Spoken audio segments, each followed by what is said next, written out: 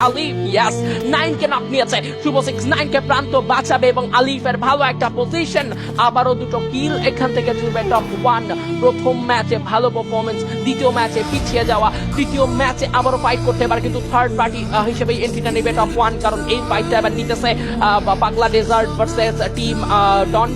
ডন ভাইদেরকে উদ্দেশ্য করে টপ 1 দের একটা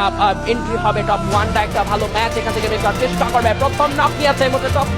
টপ 1 এর নক ফিনিশ হবে now the knock by top 1 what a show Bangladesh top 1 এবার ডমিনেট করবে তার অন্য লেভেলে এক অনন্য মাত্রায় কিলগুলোকে ফিনিশ করা হচ্ছে আরো একটা প্লেয়ারকে প্রান্ত হেডশটে নক করা হলো ডিটিআর মিতুলকে নক করা হয়েছে সামনে ছিল ডন ভাই তবে ডন ভাইদেরকে এবার কিন্তু দুমড়ে মুচড়ে দিচ্ছে এক প্রকার বাংলাদেশ টপ 1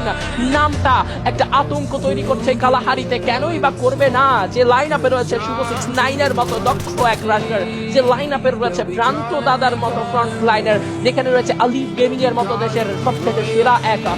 পিসি স্নাইপার তো সেই জায়গায় কেন নয় ডন ভাইকে হ্যাশট্যাগ 9 এ পাঠিয়ে টপ 1 দের 6 কিল সঙ্গে প্রথমেই ড্যামেজ প্রথমেই অনেকটা হেলথ ড্রপ করে ফেলা হয়েছে টপ 1 এ দুটো প্লেয়ারকে আলিফের নক হবে বাংলাদেশ টপ 1 এর নক ব্যাক টু ব্যাক দুটো নকের পরে এবার কিন্তু একটা মিনি লঞ্চ প্যাডের এন্ট্রি হতেই পারে ক্লোজে ঢুকে পড়তে পারে টেবলি মনে হচ্ছে মতো ভালো নয় বিডি টপ 1 কিন্তু এবার সবচেয়ে বেশি অ্যাগ্রেসিভ মুডে এবার ওপেন গ্রাউন্ডে কিন্তু অপটিমাসকে দেখবো অপটিমাস হেলথ অনেকটা লো হয়ে গেছে অপটিমাস হেলথ অবস্থা ভালো নয় প্রান্ত দাদা ক্লোজে যেটি নিবে M590 হাতে ঢুকবে